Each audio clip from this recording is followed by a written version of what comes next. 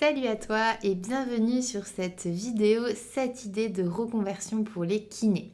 Cette vidéo c'est pour te donner des exemples et des idées de reconversion possibles pour les kinés avec 7 secteurs différents et des pistes métiers dans chacun de ces secteurs. On va donc parler dans cette vidéo de pistes de reconversion possibles et qui fonctionnent pour les kinés. Si une ou plusieurs pistes t'intéressent, tu peux ensuite aller plus loin et creuser plus en détail, notamment avec la documentation complémentaire qui est fournie sur chaque domaine. Cette vidéo, elle s'appuie sur le document téléchargeable sur le site qui est en libre accès et que tu as peut-être d'ailleurs déjà regardé. Donc libre à toi de regarder cette vidéo en entier pour avoir encore plus d'informations ou bien d'aller directement sur les sections qui t'intéressent si tu ne ressens pas le besoin de revoir tous les aspects. Donc au début sur cette diapositive, je t'ai listé les 7 idées, les 7 secteurs. Donc on va trouver le monde du sport, les métiers du journalisme et rédacteurs médicaux, l'entrepreneuriat et notamment la e-santé, la formation et l'enseignement, le conseil et le coaching, le management et la gestion d'établissements et enfin les médecines complémentaires et les activités bien-être non conventionnées. Le support que tu pourras télécharger sous la vidéo, c'est un document PDF et tu peux cliquer sur les pastilles, donc ces différentes pastilles, pour aller directement sur la section qui t'intéresse ou cliquer sur les liens qui sont au niveau des diapositives. Avant de rentrer dans le détail de chacune de ces idées, déjà si on regarde cet éventail, on peut déjà voir des liens avec la profession de kiné. Donc les kinésithérapeutes ont souvent quand même un côté investigateur, c'est-à-dire une capacité à vouloir comprendre, à aller au bout des choses, à vouloir mener un raisonnement. Donc on va retrouver des secteurs comme le journalisme et la rédaction médicale. Il y a également un côté bien sûr social et prendre soin qui est souvent prépondérant dans les métiers de la santé et qu'on retrouve dans des secteurs comme les médecines complémentaires, les activités bien-être non conventionnées, mais également dans une autre mesure qu'on va retrouver dans le coaching. Il y a également chez beaucoup de kinésithérapeutes un côté transmission, pédagogie, prévention qu'on va retrouver dans des métiers de la formation et de l'enseignement et également dans tout ce qui est conseil et coaching. Chez certains kinés, il y a un attrait donc pour le management qui peut permettre justement d'accéder à des postes de direction et de management. Ce sont des compétences que tu as pu développer en tant que kiné, tu dois prendre des décisions au quotidien et même au-delà de ça, c'est du management que tu fais quand tu coordonnes les soins de tes patients, que ce soit en libéral ou dans des structures de soins. Donc si ça t'attire, sache que tu as déjà développé en fait certaines compétences qui peuvent t'aider dans ce domaine-là. Dans l'activité d'un kiné, il y a également une partie activité physique, si je peux dire. Beaucoup accompagnent des sportifs, certains se spécialisent même en kiné du sport. Et donc il y a un lien quand même entre la kinésithérapie et le monde du sport qui peut te permettre de t'orienter vers d'autres métiers en relation avec ce fameux monde du sport.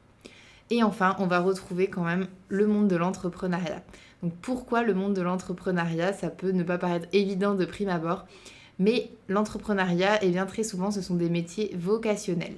Et être kinésithérapeute, c'est souvent également une vocation. C'est ce qui fait justement que tu tiens dans la durée malgré les difficultés, parce qu'il y a ce côté un peu mission de vie en fait et vocation. C'est ce même côté en fait qu'on va retrouver dans l'entrepreneuriat. Ça vient chercher des métiers passion dans lesquels tu as envie de t'investir. Et aujourd'hui en plus, il est possible de faire du lien entre ta vocation de kiné et l'entrepreneuriat. Par exemple, par la e-santé. Il n'y a pas que ça, mais c'est un exemple. Avant de rentrer dans le détail des fiches à proprement parler, on va parler de la structure de la fiche en elle-même. Dans chaque fiche, tu trouveras en haut les exemples, les idées, les pistes de métier en lien avec le secteur que je te présente. J'ai ensuite listé les avantages, mais également les inconvénients, parce qu'il y en a toujours. Il y en a plein d'autres que ceux que je t'ai mis, mais au niveau des avantages et des inconvénients. Mais ici, en tout cas, j'ai essayé de faire le lien avec ta profession de kiné et j'ai privilégié ceux qui, à mon sens, sont le plus parlants et le plus à propos pour les kinés. Tu as une section également sur les chiffres clés en lien avec le secteur présenté, que je te détaillerai pas forcément parce qu'à mon avis, j'ai moins de valeur ajoutée que sur le reste. Et enfin, une section sur la documentation complémentaire pour aller plus loin en lien avec le secteur d'activité que je te présente. Ça peut être des podcasts, des articles ou encore ça peut être des interviews. Là encore, les supports et la documentation est assez variée. Donc cette fiche numéro 1, c'est la fiche sur le monde du sport. Au niveau des pistes métiers que tu peux envisager et que j'ai listées dans le monde du sport, eh bien tu peux être coach sportif, éducateur sportif, donc en salle de sport, en association, à ton compte, à domicile, en extérieur, en entreprise. Comme on l'a vu dans Équivalence et Passerelle, tu as des opportunités avec ton diplôme de kiné pour évoluer dans ce secteur assez facilement, si je peux dire. Tu peux également choisir d'être éducateur sportif en activité physique adaptée. Tu peux t'orienter donc dans la kinésithérapie pour sportifs de haut niveau ou pour équipe sportive. Tu peux t'orienter également dans les métiers du management dans le sport, vers le métier de préparateur mental pour sportifs et enfin professeur d'éducation physique et sportive. Au niveau des avantages que tu peux y trouver, eh bien, il y a une grande variété de l'exercice et une diversité des débouchés et des opportunités. C'est un secteur également qui est porteur. La population se tourne de plus en plus vers l'activité physique et vers le sport, que ce soit le grand public ou même les patients. Et dans ce domaine florissant, l'expertise en fait d'un kiné est valorisée, est recherchée, apporte une certaine légitimité parce qu'il y a ce côté santé en parallèle. Il n'y a également pas de routine, pas de sédentarité, une possibilité d'exercer ce type d'activité à son compte et de fixer donc ses horaires et ses tarifs. Il y a une possibilité de l'exercer aussi en mi-temps ou en quart-temps, en parallèle d'une autre activité, voire même en parallèle de ton activité de kinésithérapeute. Et ça, c'est quand même très intéressant pour sécuriser une reconversion. Et enfin, tu as une autonomie dans les prestations, c'est-à-dire que tu choisis un petit peu comment tu vas exercer ton activité. Et donc comme on le voit, ça peut aller du coach sportif à justement des métiers qui sont plus dans le management du sport, mais voire même dans la direction de structure. Donc ça peut être super varié, hyper intéressant. Si tu es un sportif invétéré et que ce secteur t'intéresse, n'hésite pas à regarder. Au niveau des inconvénients tout de même qu'on peut y trouver, ce sont des métiers qui souvent sont physiquement exigeants. Ils nécessitent de l'énergie, il existe aussi un risque de blessure et notamment l'activité en fait que tu exerces est conditionnée en fait un peu par ta forme physique. En cas de blessure par exemple, il y a pour certains de ces métiers le risque de ne pas pouvoir l'exercer ou du moins ça peut devenir beaucoup plus complexe. Les salaires, notamment en salle de sport, en tant que salarié débutant, peuvent être peu élevés, de l'ordre d'un SMIC. Donc ça, c'est quelque chose à garder en tout cas à l'esprit. Et ça nécessite parfois au niveau de l'emploi du temps de travailler le soir et les week-ends si tu es notamment salarié en salle de sport. Le rythme de vie peut être tout de même un peu fatigant. Au niveau de la documentation complémentaire, j'ai mis ici une information sur la procédure pour obtenir la fameuse carte d'éducateur sportif. Ici, tu as des informations sur les modalités de l'APA, donc de l'activité physique adaptée.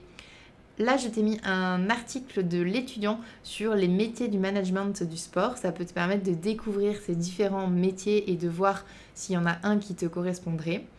Et enfin, j'ai mis en dernier le témoignage de Aude, qui est kiné d'une équipe sportive et qui raconte un petit peu son histoire. Voilà pour les documents complémentaires qui sont très variés et qui peuvent t'aider à t'orienter vers le monde du sport. La deuxième fiche, c'est le journalisme et la rédaction médicale. Au niveau des pistes métiers, des exemples, des idées que tu peux envisager, tu peux être journaliste médical, reporter ou journaliste investigateur. Tu peux décider d'être rédacteur médical dans la presse, donc les journaux papier qu'on connaît, rédacteur médical web sur les réseaux sociaux ou sur des sites web par exemple. Tu peux faire du copywriting, tu peux être community management en santé, c'est-à-dire gérer un petit peu la communication sur les réseaux sociaux d'une organisation en santé. Tu peux enfin également t'orienter vers podcasteur ou influenceur en santé. Au niveau des avantages qu'on peut trouver dans ce type de métier, il y a une demande et une nécessité croissante de contenu scientifique fiable en matière de santé et de bien-être. C'est là qu'il y a un atout en fait majeur d'être kinésithérapeute pour apporter en fait ce contenu de qualité, savoir lire des articles scientifiques, sélectionner, mettre en avant les informations qui sont fiables. Donc le fait d'être kiné, ça t'apporte cette légitimité dans ce domaine et je pense que c'est hyper important. Il y a également une grande demande de la part des patients de contenu pour notamment tout ce qui va être prévention des troubles musculo-squelettiques. Et là encore, ton expertise de kiné peut avoir un énorme avantage. Il y a également une grande variété de l'exercice possible. Tu peux exercer, comme on l'a vu, pour des médias, pour des entreprises, pour des commerçants, pour des personnalités, pour des personnes à leur compte, des entrepreneurs, etc. Donc c'est extrêmement varié et tu as possibilité de débuter en tant que freelance et notamment en parallèle d'une autre activité, ce qui encore une fois est hyper intéressant pour sécuriser une reconversion. Au niveau des inconvénients qu'on peut y trouver, eh bien, il faut parfois reprendre des études en faisant soit un DU de journalisme, soit une école de journalisme ou encore un master. Voilà, l'autre jour, je discutais avec une kiné qui fait de la rédaction médicale et elle me disait que c'est tout de même plus pour se sentir légitime qu'une véritable nécessité. Si jamais tu écris bien et que tu sais déjà un petit peu comment faire, eh bien, c'est pas forcément nécessaire. Donc, c'est vraiment à voir au cas par cas. En tout cas, ce n'est pas quelque chose de forcément obligatoire. Autre désavantage, il faut souvent quand même un réseau dans ce type de secteur, ça marche beaucoup au bouche à oreille et ça peut être un peu difficile au départ de se faire connaître, bien que maintenant avec LinkedIn, avec Internet, il y a possibilité d'être mis en relation avec les bonnes personnes assez rapidement. Et le dernier point, c'est que les débuts peuvent être vécus comme précaires avec des CDD ou des contrats de pigiste, c'est-à-dire un paiement à l'article. Il faut en tout cas le garder à l'esprit et réfléchir à justement comment amener de la sécurité financière dans ce projet de reconversion. Concernant la documentation complémentaire, eh bien, je t'ai mis l'article en premier d'une kiné qui s'appelle Nelly Darbois, que tu connais peut-être, sur le métier de rédacteur web santé. Elle-même est donc kinésithérapeute, mais elle est également rédactrice web en santé. Et cet article est très intéressant, ainsi que son site, donc je t'invite à regarder. Il y a ensuite le dossier témoignage France Info d'une infirmière qui est devenue journaliste. Alors, elle est infirmière, elle n'est pas kiné, mais ça reste un peu le même combat dans ce secteur. Et donc, elle raconte un petit peu comment ont été ses débuts en tant que journaliste. Ça peut être, je pense, intéressant de voir son parcours. Et enfin, je t'ai mis le portrait de Major Movement. Donc, c'est un kinésithérapeute que tu connais sûrement et qui crée du contenu sur les réseaux sociaux destiné au grand public en matière de prévention notamment. Donc c'est assez intéressant, il est suivi par pas mal de gens, donc ici tu as son portrait. La fiche numéro 3, c'est sur l'entrepreneuriat et la e-santé. Donc au niveau des pistes métiers que tu peux envisager, ce sont des idées, encore une fois, ce sont souvent des métiers passion quand tu te lances dans l'entrepreneuriat. Donc ça va balayer des domaines hyper larges, mais je t'ai mis quelques idées. Ensuite, c'est très propre à chacun et ça dépend des passions en fait et des intérêts de chacun. Mais c'est pour avoir une première sélection. Donc tu peux être fondateur de start-up, entrepreneur, notamment, comme je te le disais, en e-santé. Il n'y a pas que ça, mais notamment en e-santé, avec par exemple des applications, des sites web, etc. Tu peux devenir infopreneur, comme chez nous à Med Reconversion. Donc c'est un entrepreneur qui vend de l'information, qui vend son savoir sur un domaine spécifique à travers ses infoproduits. Donc ses e-books, ses formations, ses podcasts, etc. Tu peux t'orienter également vers, par exemple, la prestation de services. Donc, pour te donner des exemples de choses que je sais qui ont fonctionné, gestion de chambre d'hôtes, architecte d'intérieur, agent immobilier à son compte. Tu peux également t'orienter vers la vente de matériel médical, la vente d'orthèses par exemple, puisque en étant kiné, tu as peut-être une expertise un peu là-dessus, etc. Tu peux également t'orienter vers les commerces de bouche, comme restaurateur, boulanger, pâtissier. Ça, ce sont des reconversions qui fonctionnent, en tout cas pour les métiers de la santé. Tu peux t'orienter vers le bâtiment, comme doreur, mosaïste, etc. Je connais également des personnes qui sont devenues ébénistes ou qui se sont orientées vers des métiers d'horloger, des choses très techniques comme ça. Donc, tu as plein d'autres idées et ça, selon tes passions, selon tes attraits. Et là, il n'y a pas de limite. Au niveau des avantages qu'on peut trouver à l'entrepreneuriat, eh bien ce sont des métiers passion et qui ont donc du sens pour toi et pour lesquels en général tu as une motivation qui est très forte. Il y a une pénurie également d'entrepreneurs avec des salaires qui du coup peuvent être assez importants. Par exemple, les bouchers peuvent avoir jusqu'à 3 000 euros net par mois, un audioprothésiste 8 000 euros. Donc vraiment, il y a des salaires qui peuvent être assez intéressants. Les conditions de travail sont flexibles et adaptables dans le sens où c'est toi qui les choisis, du moins il y a toujours des contraintes, mais c'est toi qui vas les fixer. Il y a un énorme essor du marché de la e-santé en ce moment, d'où l'intérêt en fait de l'expertise en tant que kinésithérapeute. Tu as une double compétence qui vaut de l'or, qui est à valoriser et tu peux faire le lien entre ton domaine d'expertise en tant que kiné, ta passion en tant que kiné et l'entrepreneuriat par notamment, comme on l'a vu, la e-santé. Il y a également une reconnaissance accrue et croissante de la société au niveau de ces domaines-là. Et donc ça peut être assez intéressant. Les gens sont souvent soutenants tout de même quand tu veux te lancer. L'infoprenariat, eh bien, c'est aussi un métier passion qui permet de travailler de chez soi, qui ne nécessite que très peu, voire aucun investissement financier. Il n'y a pas de charge en général, enfin pas de charge physique, il n'y a pas de locaux à louer, pas de matériel. Et le plus souvent, il n'y a pas besoin de formation complémentaire. C'est finalement, je dirais, à portée de tous. Et enfin, il ne faut pas oublier que quand tu es créateur d'entreprise, eh bien, tu as des financements possibles avec les allocations chômage. On le verra dans la partie financement un peu plus tard. Et tu peux aussi bénéficier de l'ACRE pour avoir des cotisations réduites. Au niveau des inconvénients qu'on peut trouver, eh bien, ce sont tout de même des métiers qui sont souvent isolés, des métiers dits de niche, bien qu'il existe des groupes pour entrepreneurs qui partagent leurs difficultés ou qui se questionnent au quotidien, mais ça peut quand même donner le sentiment d'être un peu isolé dans le quotidien de tous les jours. Il y a également peu de collègues, donc, comme on l'a vu, et de collaboration, notamment au début. Donc pour ceux qui aiment travailler en équipe tout le temps, ça peut être quelque chose d'un peu difficile à vivre au début. L'infoprenariat, bien c'est pareil, même combat, il y a un réseau, mais il n'y a pas forcément de collègues directs. Et enfin, il y a une moindre stabilité financière par rapport au salariat, c'est-à-dire qu'il y a souvent une fluctuation des revenus, notamment en début d'activité, qui fait que ça peut être quelque chose d'un peu difficile à vivre. Il peut y avoir ce sentiment d'insécurité. Donc voilà, faut l'avoir juste en tête en fait pour réfléchir à comment amener cette sécurité financière. Et c'est pour ça que je te l'ai listé dans les inconvénients.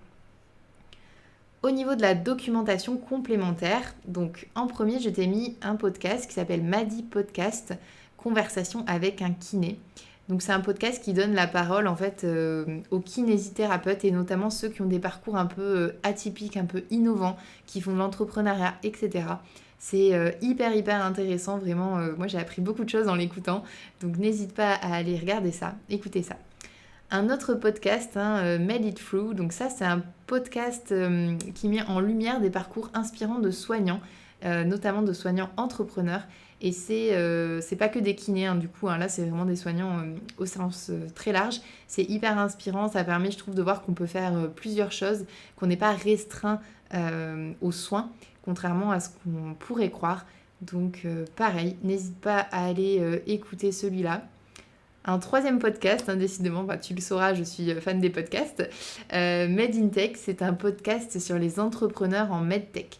Donc ce ne sont pas forcément des professionnels de santé, ça peut être des professionnels d'autres secteurs et ça montre en fait comment ces personnes concrétisent leurs idées en matière de medtech. Donc il y a quand même le côté santé derrière. Et tu verras également ce qui est hyper intéressant dans ce podcast, c'est que la plupart des entrepreneurs en medtech, la plupart des startups qui se fondent en medtech, eh bien, il y a toujours quelqu'un issu de la santé dedans, dans la direction, en cofondateur ou en partenaire principal, parce qu'il y a besoin de cette expertise.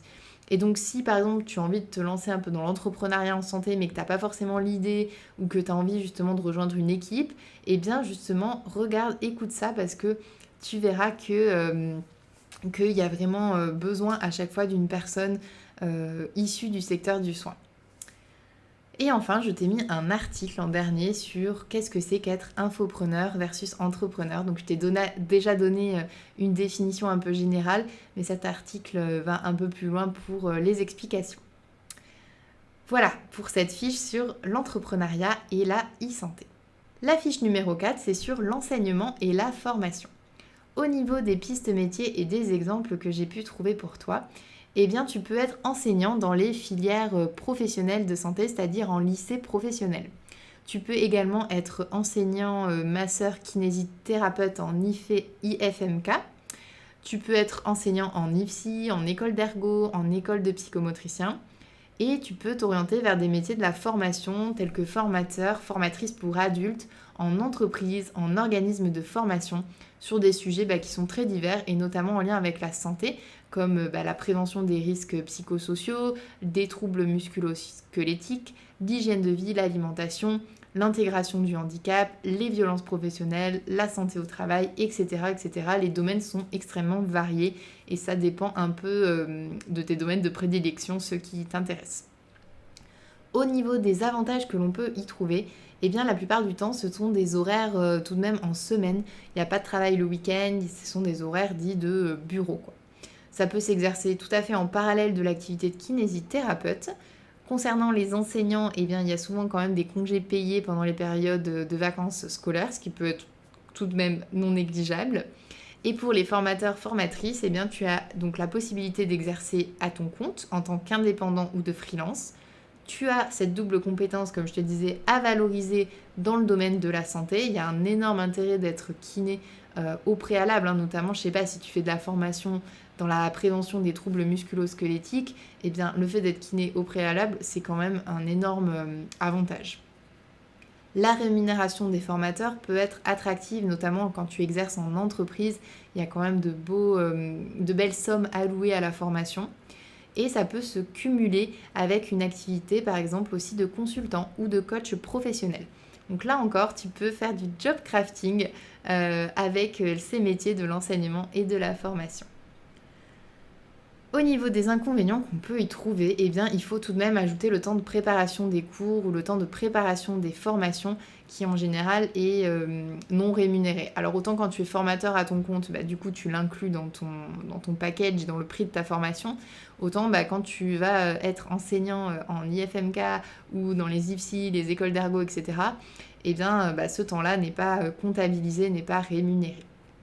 Donc les salaires nets des enseignants, comme je t'ai mis en IFMK, en IFSI ou même en lycée pro, sont souvent peu élevés. C'est 1 500 € en début de carrière avec tout de même une faible évolution. Donc c'est quelque chose à garder à l'esprit. En tant que formateur, les désavantages, c'est que tu as une concurrence au début parce qu'il y a beaucoup de personnes qui font de la formation. Mais voilà, avec tes compétences de kiné, tu peux te démarquer. Comme je te disais, si tu décides d'être formateur dans les troubles musculo-squelettiques, la prévention des troubles musculo-squelettiques, par exemple en entreprise, eh bien le fait que tu sois kiné au préalable, ça peut te démarquer des autres personnes. Il y a une importance également du réseau quand tu es formateur. Ça peut être une difficulté, bien que, comme je te l'ai dit, avec les outils qu'on a aujourd'hui, avec LinkedIn, avec Internet, c'est relativement simple de se faire connaître, de se faire un réseau et d'être mis en relation avec les bonnes personnes.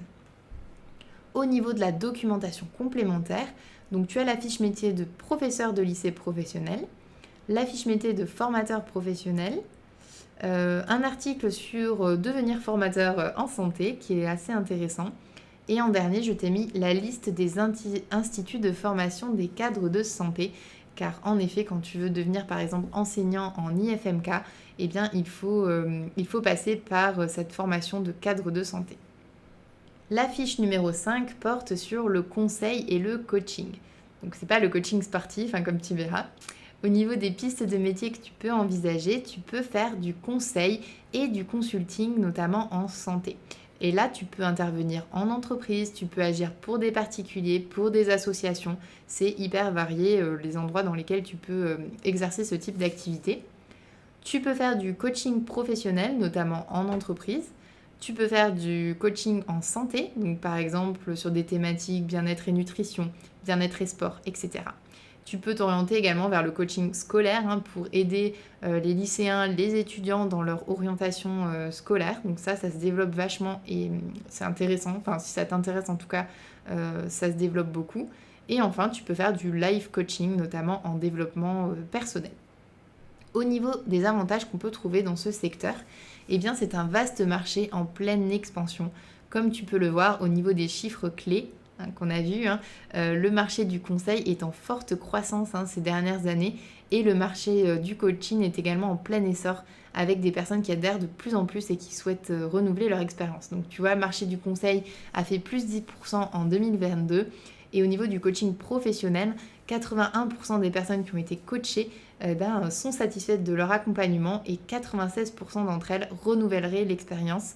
Donc c'est quand même hyper sympa comme secteur, on voit que c'est en vogue. Il y a un développement du coaching en digital, notamment avec la pandémie Covid, et de nombreux coachings se sont développés, ou même consulting, sur des supports numériques comme Zoom, et ça permet vraiment beaucoup de choses, ça facilite l'accès à une clientèle qui n'est pas forcément à côté de chez nous, et la mise en œuvre avec peu de matériel, encore une fois, tu n'as pas forcément besoin de locaux. C'est un exercice qui est varié, tu peux l'exercer en tant qu'indépendant, en cabinet ou à domicile. Tu peux l'exercer en réseau avec d'autres professionnels ou encore dans des instituts. Il y a un atout d'être kinésithérapeute auparavant avec des compétences transversales que tu as développées en tant que professionnel de santé et qui se retrouvent dans ces métiers du conseil et du coaching. Par exemple, la prise de parole en public, la clarté à l'oral, la communication, l'écoute, l'esprit de synthèse, la gestion des émotions, ce sont vraiment des choses que tu as développées et qui peuvent te servir dans ce type de métier. En tant qu'indépendant, en tant que freelance, tu as une autonomie dans l'exercice de ta pratique avec une possibilité de commencer à quart-temps ou à mi-temps pour sécuriser encore une fois ton nouveau projet. Tu as des honoraires et des tarifs qui sont libres, que tu vas fixer toi-même. Une gestion des horaires, des jours travaillés et de tes congés. En termes d'équilibre de vie professionnelle perso, c'est assez avantageux, que ce soit en termes de responsabilité, de charge mentale ou d'amplitude horaire.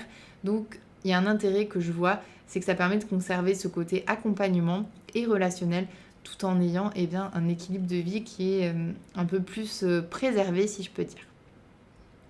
Au niveau des inconvénients, encore une fois, il y a l'importance du réseau.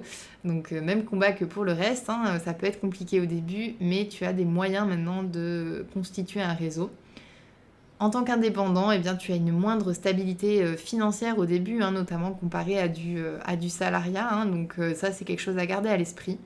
Et enfin, il y a pas mal de concurrence, notamment pour le coaching, avec beaucoup de ce que j'appelle des charlatans, des personnes qui se disent coach et qui n'ont pas une posture professionnelle. Et en fait, ça va induire une méfiance du grand public, à juste titre d'ailleurs. Et donc, ça va être important maintenant d'avoir une certification reconnue par l'État pour prouver en quelque sorte que ce que tu proposes, c'est sérieux.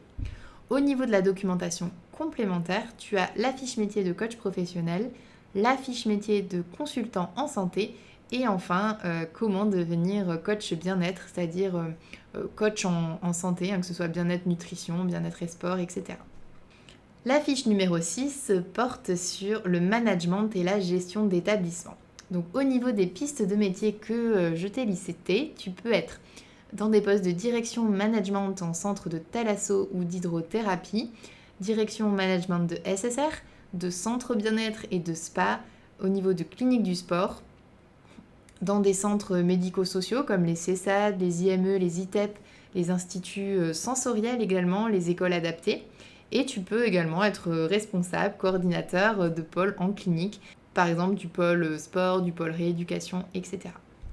Au niveau des avantages que tu peux y trouver, encore une fois, il y a un intérêt d'être kiné au préalable parce que justement, tu as cette expérience du terrain, tu as une bonne connaissance du fonctionnement des soins et tu es finalement ancré dans la réalité des personnes qui travaillent dans les soins et donc tu peux proposer et mettre en œuvre des propositions qui vont être pertinentes et beaucoup plus pertinentes que quelqu'un qui n'a jamais connu ce que c'est que les soins ou ce que c'est par exemple que le sport si tu travailles aussi en clinique du sport. Tu peux être à l'origine des décisions, des stratégies, des actions menées. Tu peux avoir un véritable impact et pouvoir être un acteur dans le système de soins d'une part et également dans l'endroit où tu travailles tout simplement. Il y a un côté challengeant dans ce type de profession qui peut être attrayant pour certains qui ont envie de ce côté dépassement de soi, de ce côté challenge. Donc c'est assez intéressant si jamais tu ressens ce côté en toi. Ça permet de mettre en action ses compétences pour coordonner le travail en équipe et développer sa posture de manager. Et enfin, les salaires à ce type de poste sont généralement avantageux. Donc Ça, c'est un avantage que je te listais. Au niveau des inconvénients que tu peux y trouver, eh bien, ce sont des postes dans lesquels on retrouve en général des responsabilités et une charge mentale qui peuvent être assez importants. Et donc, ça peut être quelque chose à prendre en compte tout de même, selon ce qui t'amène en fait à faire un bilan de compétences. Prends-le en considération tout de même. Les amplitudes horaires peuvent être également assez larges, bien que ça se reste tout de même des métiers la plupart du temps sans garde, sans astreinte. Mais il faut tout de même garder à l'esprit que ce n'est pas non plus des horaires de bureau plan-plan. C'est à la fois hyper stimulant, mais ça peut aussi être fatigant et assez prenant. Et enfin, ce sont des métiers qui nécessitent de l'expérience. Et donc, c'est pas forcément facilement accessible pour de jeunes kinésithérapeutes. Même si, rien n'est impossible, hein, mais ce n'est pas facilité, je pense, pour les personnes sorties d'école, par exemple, ou qui ont peu d'expérience. Au niveau de la documentation complémentaire, j'ai mis le référentiel des métiers du sanitaire, du social et du médico-social, dans lequel justement tu vas trouver tous ces métiers du management et de la direction d'établissement.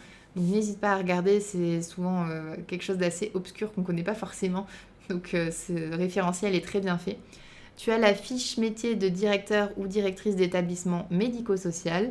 Et enfin, le témoignage de Virginie Schwartz, qui est kinésithérapeute et spa manager. Donc qui est directrice en fait d'un centre spa, d'un centre bien-être et spa. Donc n'hésite pas à regarder son témoignage. Et enfin, pour finir, on va regarder les médecines complémentaires et les activités bien-être non conventionnées. Donc là, il y en a plein.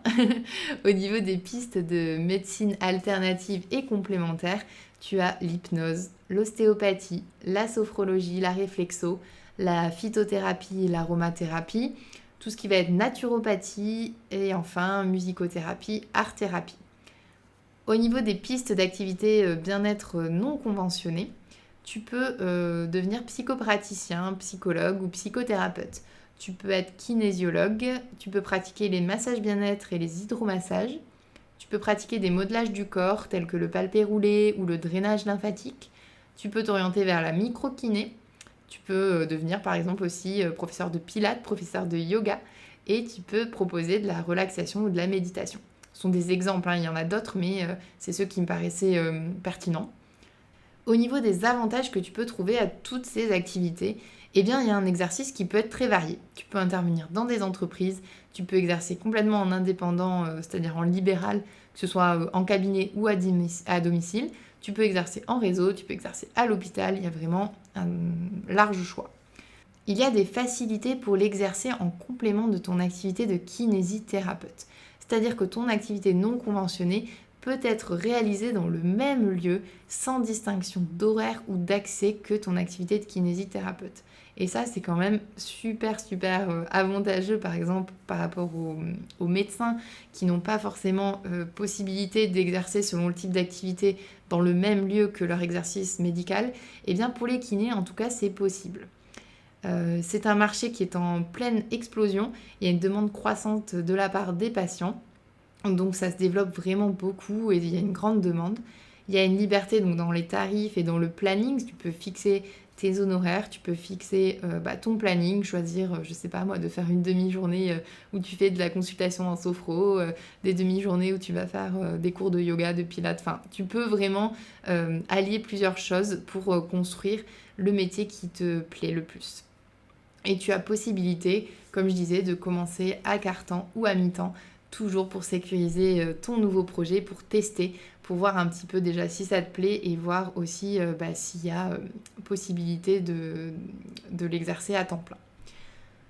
Au niveau des inconvénients que tu peux y trouver, eh bien toujours pareil, il y a de la concurrence avec des personnes que j'ai nommées de charlatans, donc des personnes qui sont pas ou mal formées et qui ont des postures non professionnelles. Donc ça va induire toujours un peu une méfiance. Donc il y a à la fois un énorme attrait du public pour ce type d'activité et à la fois une certaine méfiance. Mais encore une fois, comme tu as un bagage de kiné au préalable qui fait un peu légitime, tu es moins susceptible d'être soumis à ce genre de problématiques que d'autres personnes. La plupart des actes ne sont pas considérés comme des actes de soins à date, donc il n'y a pas de prise en charge par la sécurité sociale ou très peu. Et les mutuelles, par contre, le prennent en charge de plus en plus. Mais voilà, ça c'est quand même à savoir, c'est que les patients, enfin les clients sont en général non remboursés ou peu remboursés. Si tu l'exerces en parallèle de ton activité de kinésithérapeute, alors autant il y a un avantage, c'est que tu peux l'exercer dans le même lieu que ton activité de kiné, mais par contre, ton chiffre d'affaires ne doit pas excéder celui de l'activité conventionnée. C'est-à-dire que si tu le rajoutes à ton activité de kiné, il faut tout de même que ton activité de kiné reste prépondérante sur ton activité non conventionnée. Et enfin, les prises en charge sont souvent ponctuelles, donc il y a moins cette notion de patientèle et ça peut engendrer une fluctuation au niveau des revenus et donc moins de sécurité financière. Mais d'un autre côté, le fait de ne pas avoir de patientèle, ça peut aussi être un avantage parce que du coup, tu es moins lié à tes patients et quand tu n'es pas là, c'est moins problématique. Au niveau de la documentation complémentaire, je t'ai mis des infos sur l'activité non conventionnée. Ici, je t'ai mis le lien vers l'association Micro Kiné France, si ça t'intéresse. Le témoignage de Pilar, donc c'est une kiné qui a introduit le pilate dans sa pratique de la kiné. Et enfin, je t'ai mis des dossiers sur les médecines alternatives et complémentaires. Le premier, c'est un dossier du magazine Le Point, avec des mini-focus sur chacune des médecines alternatives. Et le deuxième, c'est sur l'entrée en fait des médecines alternatives et complémentaires à l'hôpital ainsi que leurs résultats. Voilà, on arrive à la fin de cette vidéo sur les 7 idées de reconversion pour les kinés. J'espère vraiment que ça t'aura inspiré et que ça te donnera des idées pour la suite, que ça t'a plu. N'hésite pas si tu as des questions, si tu as besoin d'informations complémentaires ou si tu as des difficultés. Je te souhaite une très bonne fin de module et je te dis à bientôt dans la prochaine vidéo.